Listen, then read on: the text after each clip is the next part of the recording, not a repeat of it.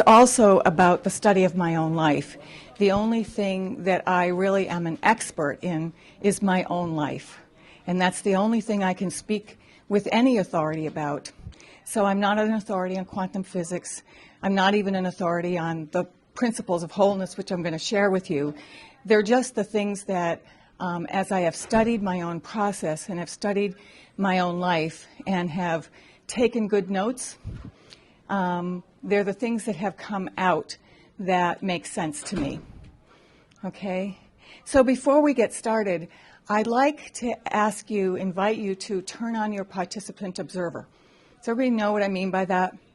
That part of us that's, but there's also a part of us that is always watching what we're doing, right? Are you aware of that part of yourself? You know, that part of ourselves that can be kind of, we're in our experience, but then there's a way that we can be watching our experience at the same time. And that's the part of us that can take good notes and begin to observe and make some evaluation about what's going on.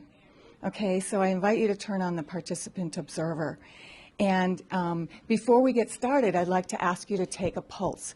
And by what I mean by that is just, I'm going to close this. Well, actually, could I ask somebody to close this door, please? Thank you. I'd like to ask you to just close your eyes for a moment and just take a little scan. You don't have to do anything to change anything, but just notice what's going on inside your body being at this moment. Is there chatter? Is there nervousness? Is there, a little voice that's going, all right, already, get on with it? That just describe to yourself, just notice to yourself what's going on in your own body and your own being. And if you were to put yourself on a little scale of 1 to 10, being 1 is, oi, I'm having a little bit of a rough day. And 10 being, I feel good. Da, da, da, da, da, da. Okay, where do you fall in that continuum? So just pick out like a 1 to 10. Nobody's going to see this. This is just for yourself. And write that down somewhere, either on the back of your evaluation form, or if you're taking notes, you've got some little handout packet on your chair. Just take a little notation of where you are as we start the workshop.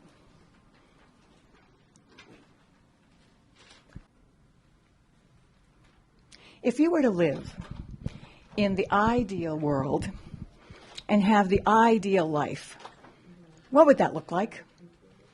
Just if you've got anything, just shout it out. It would be fields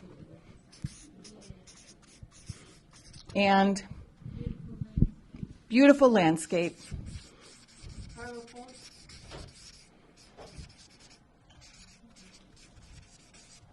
Colorful. Mountains. Oceans. Beach. Sand. Okay, you're really getting into the visual of this. And what else would be in the perfect world? What would that world feel like and look like? Children? Everybody would be healthy. Peace. Acceptance. This is a lousy marker. We'll put that on record. This is a lousy marker. Okay, we're going to try the green instead. Everybody got that at home? We're using the green. Okay, what did you... Acceptance. Oh, that's a much better. Acceptance. Did you know there's a law that says that even if you're the most perfect speller, when you start working with a flip chart, you cannot spell? So either we let the misspellings go or you correct me, okay, whichever you like. Acceptance. What else is in the perfect ideal world? Magical. Synchronistic. Synchronistic. Something like that. You guys get it. He said filled with art. Filled with Art. And I also take that means filled with beauty, right? Animals. No judgment, did I hear that?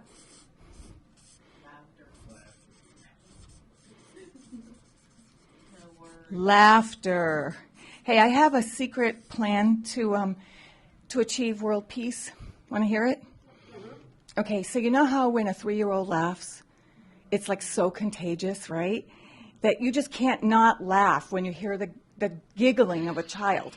So how about we just fly over all the war places and we pipe out children's laughter? How could you possibly shoot anybody if you're hearing kids laughing, right? Either that or you get people dancing together. You can't shoot somebody that you dance with. You know, it's just not possible. Okay. What else? Yeah, dance. I'm sorry? Music. Okay. What else? Blue skies. What's that song? Somebody got it? Blue skies. Yeah. That's it. Blue sky smiling at me. Okay, blue skies, smiley face. Okay? What else? Come on. I'm sorry? Connection. So also I kind of intuit in that that there's a place of belonging for all of us, right?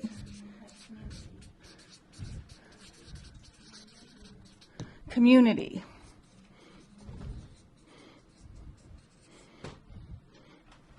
What else? Freedom. This is a pretty cool world you guys are dreaming up. It's very nice. Togetherness. Unity. Unity with ourselves and others, but also something bigger. Okay. Selves, others, and something larger. Okay. So how many of you live in this world right now? How many of you live this kind of life now? If you raise about 14 of them. And how many of you think that you're going to see this life in your lifetime? I now believe I will. Do you think we have to fix everything first? You know, this is astounding. I started doing this workshop about 3, maybe 4 years ago. Do you know that at that time, almost the whole room said that they didn't think they would ever see this kind of life in their lifetime, and that in order to get there, we would have to fix a whole lot of things.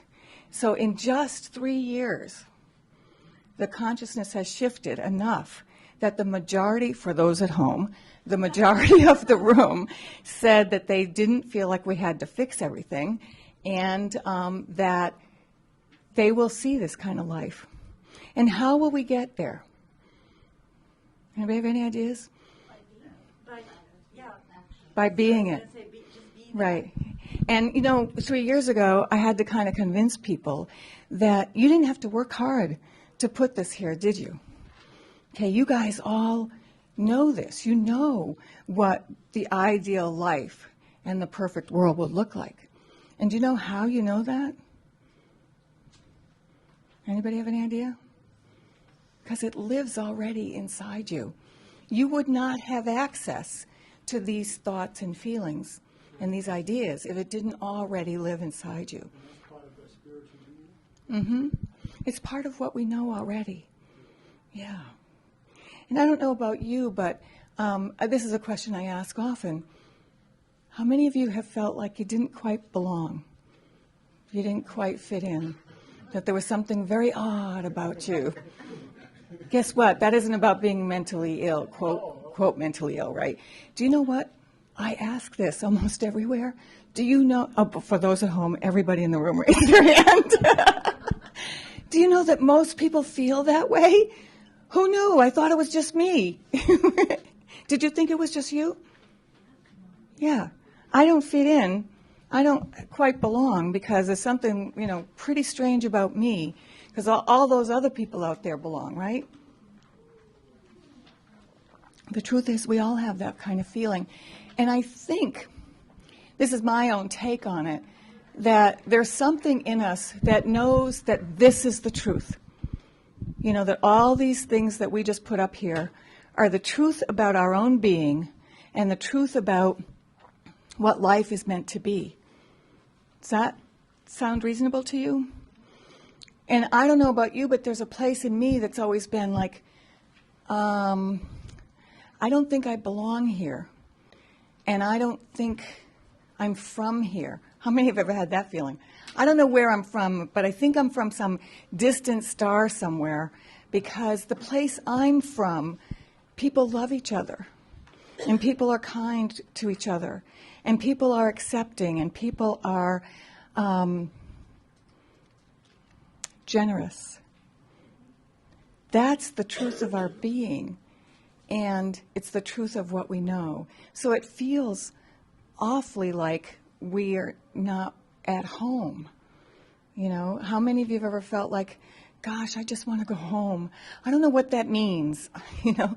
So when we're saying that we don't want to be here, often it's not just about the intense pain that we carry or the trauma that we've experienced. It's that we want that sense of home. We want that sense of being at home in our own being. Does that sound like truth to you? Okay.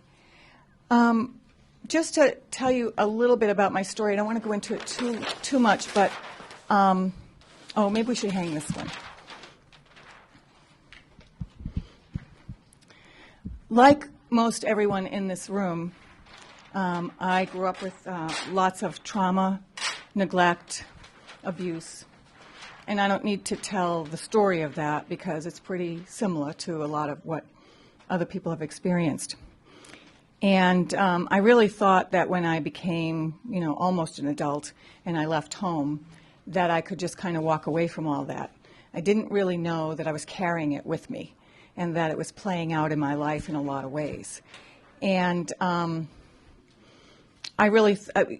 also, one of the effects of trauma is that we not only carry the trauma inside of us in our cell memories that, get kind of triggered in different ways, those old patterns, but the most devastating part about trauma is the way that we see ourselves, our self-image that comes out of the trauma, the self-loathing and the shame and the disconnection from ourselves, and the way that we mistrust ourselves, and I'll be talking about that a little bit more.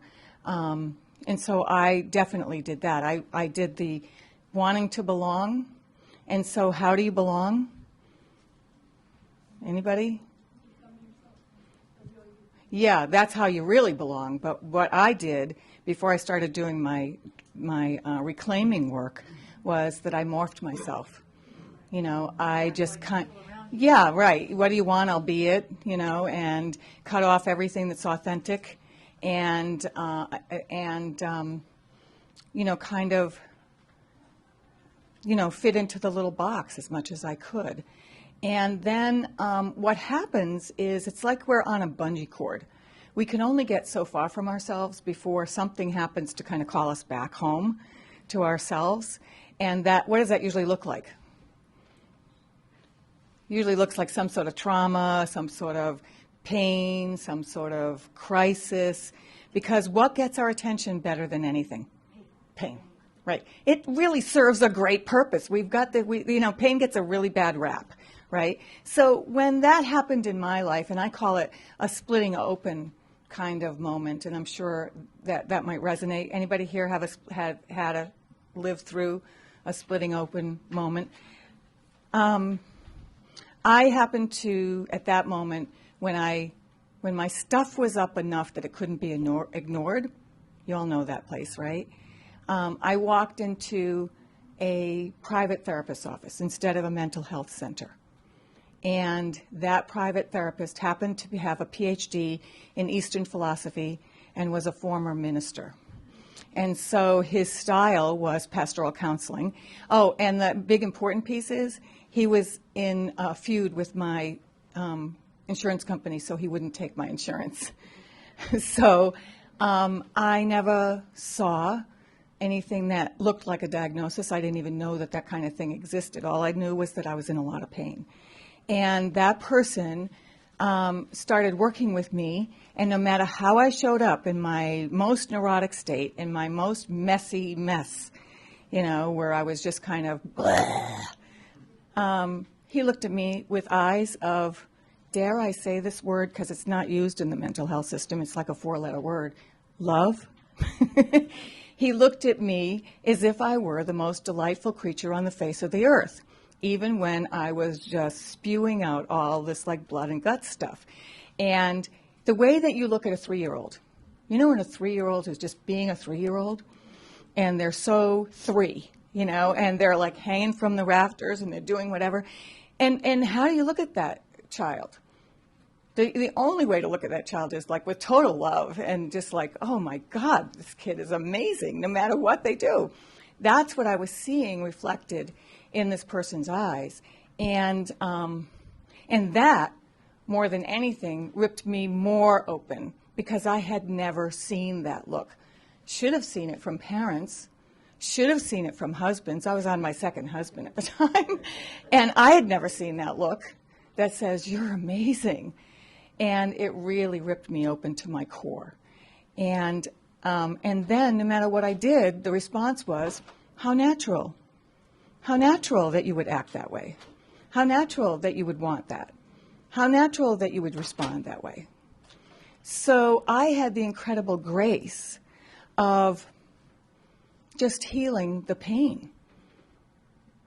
And the way that I healed that was because someone was willing to be with me in that, without judgment and without labeling. I never once heard my process pathologized. Never once.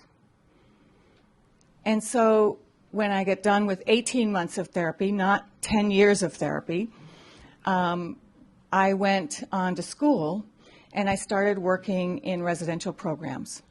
And now I'm the person with the keys and I'm the person with the meds. And people are sitting with me and they're telling me their story. And guess what? It was my story. So this person is speaking to me and I'm thinking in my own head, wait, that's my story. Wait, that's kind of what happened to me. Oh, that's kind of how I responded. Oh, that's what I want. And I thought to myself, why is that person there and I'm here? And a light bulb went off, and it was, oh, someone told that person they were mentally ill, and no one ever told me that I was mentally ill. So how do I stand here having identified as a consumer and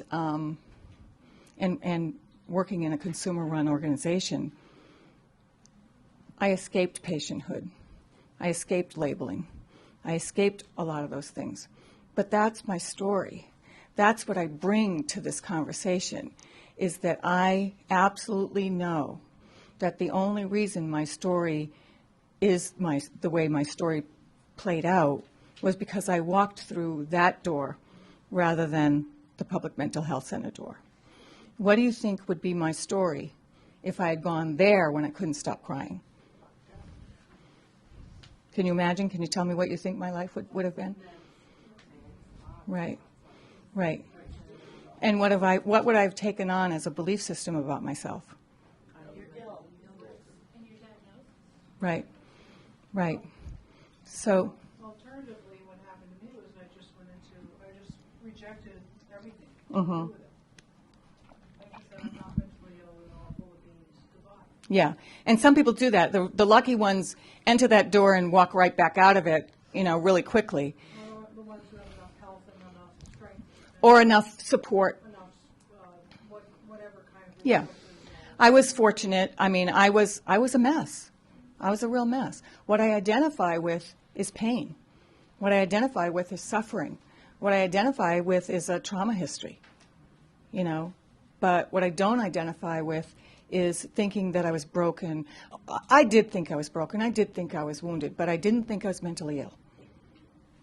And so that's the passion that I bring to this discussion, that I absolutely hold the belief that if everyone in this room had walked through the door, had the grace to walk through the door that I walked through, that their story might have unfolded a little bit differently.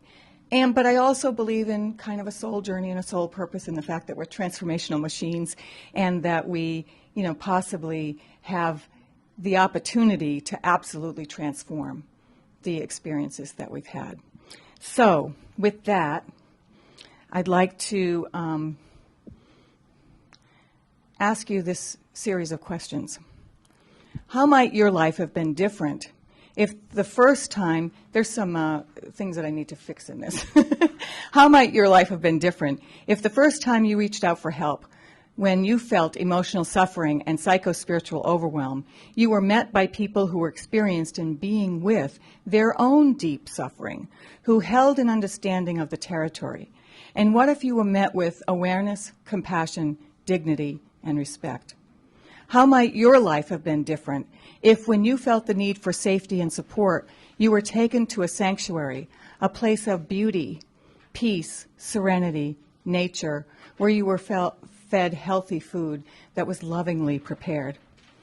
How might your life have been different if, rather than being told that there was something abnormally wrong with you, that you have a disorder, disease, or disability, you were told that what you were experiencing was in fact a sign of something right with you?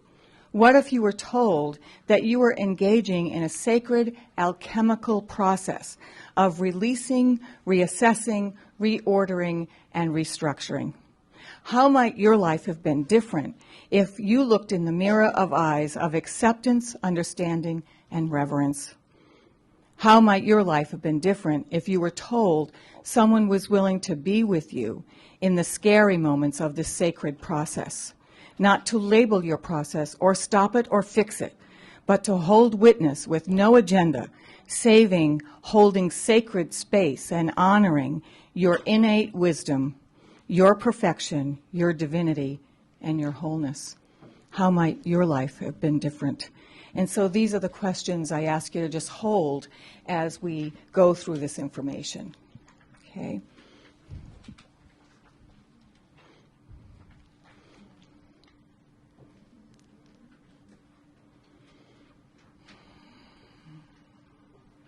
I invite you now to just take a deep breath and release it with a sigh.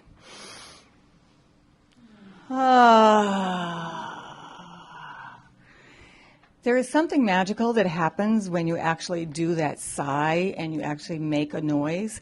There's something that goes on in the cells of your body. It's a message to your body to relax. You can't not relax when you do that. So let's try that one more time. So take a deep breath and release it with a sigh. And one more time.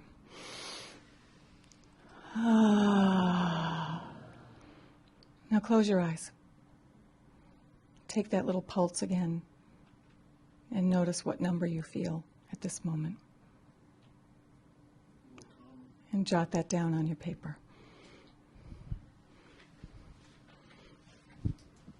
Okay, that's a quick form of meditation. If you don't have time to meditate and you find yourself, how many of you, I'm assuming that there's a lot of people in this room that are very similar to me. When I say the word sensitives, we're the sensitives. You know what that means, right? Out there in the world, they have no clue what that means. But we're the sensitives, right? What does that mean to you? Can you speak into the... Yes, I can't go all the way. You're in tune with what's going on around you. You're perceptive. Okay, and in the back? Awareness. Anyone else?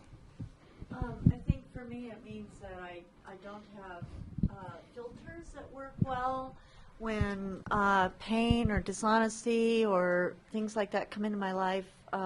It just hits me right here because I don't know how to keep it away. Exactly. I call that energetic sensitivity, that we're very, very sensitive to the energy around us. Sometimes to stimulation. And do any of you feel very sensitive to lots of stimulation? Right. And That's because we are the sensitives.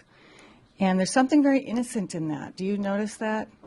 That there's kind of like this little, there's a whimper in me that says, wait, not so fast, not so much. You know, yeah. Yeah.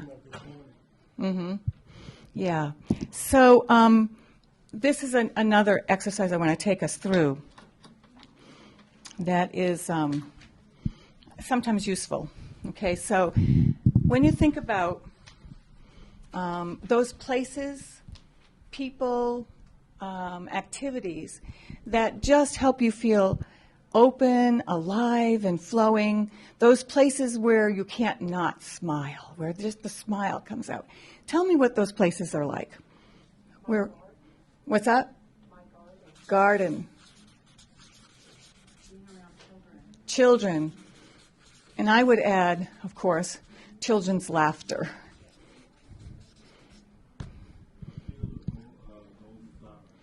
Golden flowers.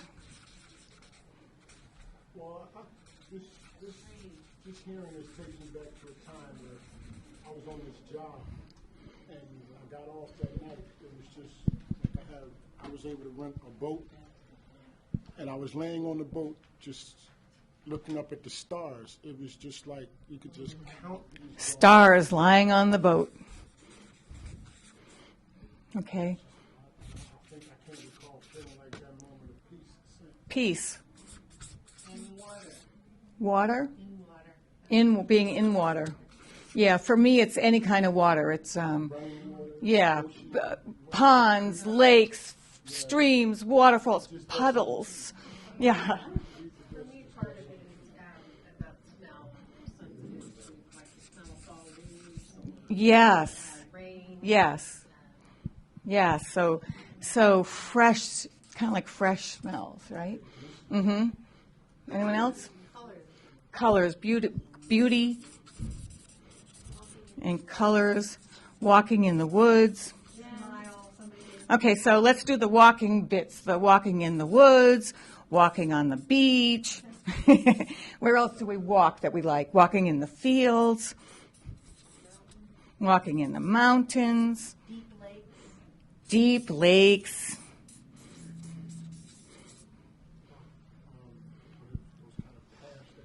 Yeah, like in paths. I'm sorry? Labyrinth? Mm-hmm. I don't know how to spell that. Labyrinth. I don't know how to say it. Jewels. And jewels, do you mean like diamonds and pearls, or do you mean like natural, like amethyst and rose quartz and all of that stuff? Yeah. Okay. Meditation. Okay, close your eyes. Do that little scan of your body. And now describe for me in words, just call them out, what you're noticing about what's going on inside your body being. Anyone? Just call them out. Spots. How do you feel? Soft. Tingly. Relaxed. Serene. Open. Coming home. Okay. Do you want to hang this for me? Now take a deep breath and release it with a sigh.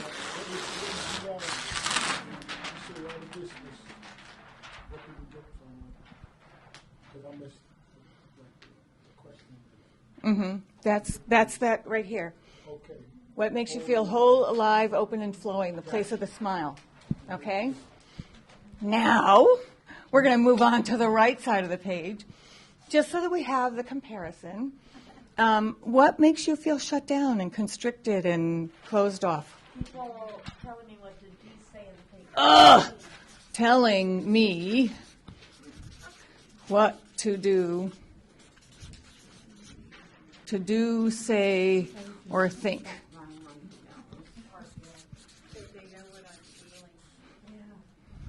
People that think they know what I'm feeling.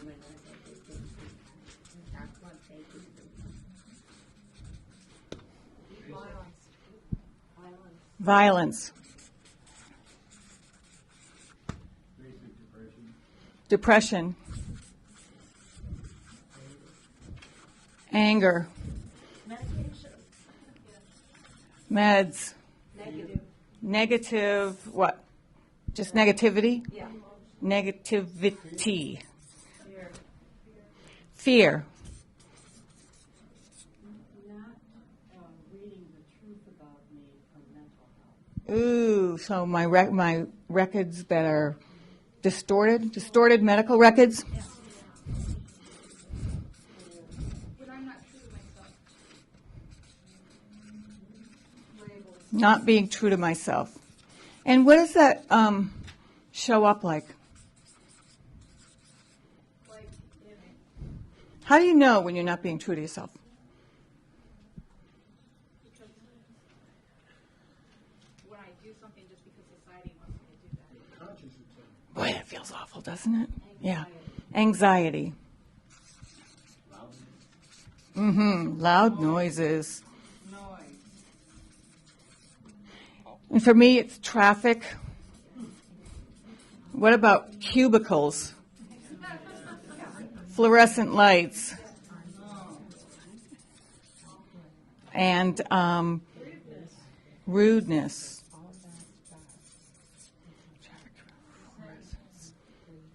I'm sorry? Dissension? Oh, yes. Cell phones. Have you noticed people don't know how to be together anymore? They just, they're walking down the street on their cell phones. People don't have conversations with each other in person anymore.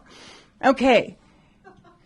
So, people telling me what to do, cell phones, people who think they know what I'm feeling, violence, depression, distorted med records, not being true to self, negativity, traffic, fluorescence, all that stuff. Now, close your eyes. Take a look through your body. And now tell me what you're feeling. What do you notice? What's that? Energy. Tension. Angst. Where's the angst? Is it in your stomach? Just all over? Your back. So there's pain and angst in your back. Anger. Focus. Imbalance. Shaky. Sleepy. That's my reaction. I want out of here, man. All right. Do you want to hang this for me, please? I'm not going to leave you here, folks. Let's go back to the first list. And let's read it out loud. Okay. Garden. Children's laughter. Read with me. Flowers, streams, jewels, stars, in water, peace, fresh smells, beauty, color, paths, walking in the woods, beach, fields, and mountains, deep lakes, labyrinths, meditation. Now, how do you feel? Describe it for me. Better. Peaceful. At peace. Grounded, calm, hopeful, serene, open. Okay, so here's the interesting thing. We didn't go anywhere, but we just went from totally different states of being in, 30 seconds? A minute? Okay, and did you notice, first of all, look at that list again. The meditation, garden, children's, fields, jewels, streams. And close your eyes and notice that feeling that you just described to me, that sense of peace, serenity. Does anybody feel expanded? That sense of expansion? Okay, take really good notes. Look really carefully at what that feels like in your body. Like, make a recording of it. What does it feel like? What do you notice in your back? What do you notice in your stomach? What do you notice in your arms and your fingers, your feet? What do you notice in your face? Is your face kind of open? Is you get a smile on your face? Take a word that just describes your state of being right now. And then anchor it somewhere in your body. Just touch some part of your body and say that word to yourself.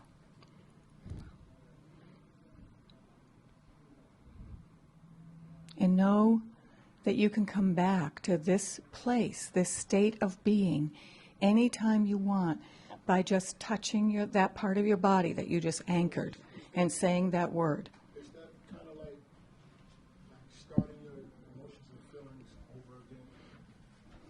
over again? It's using the wisdom of your body.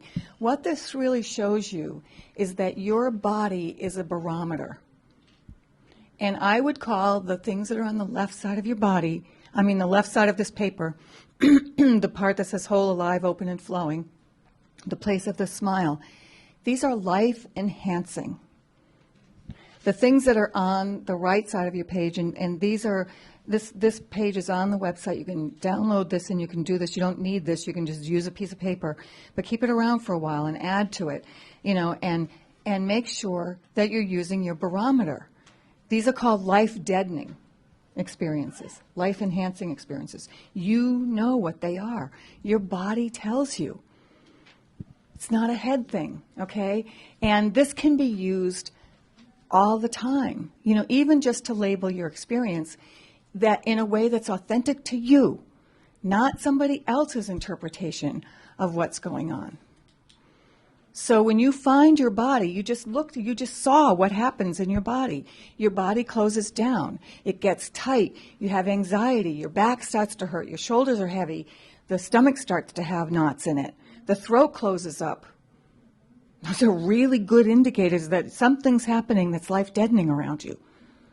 So you can begin to notice what's happening in your body and then say, oh gosh, something's trying to give me a message. And by the way, if you don't get the message when your body's giving it to you, it gets louder.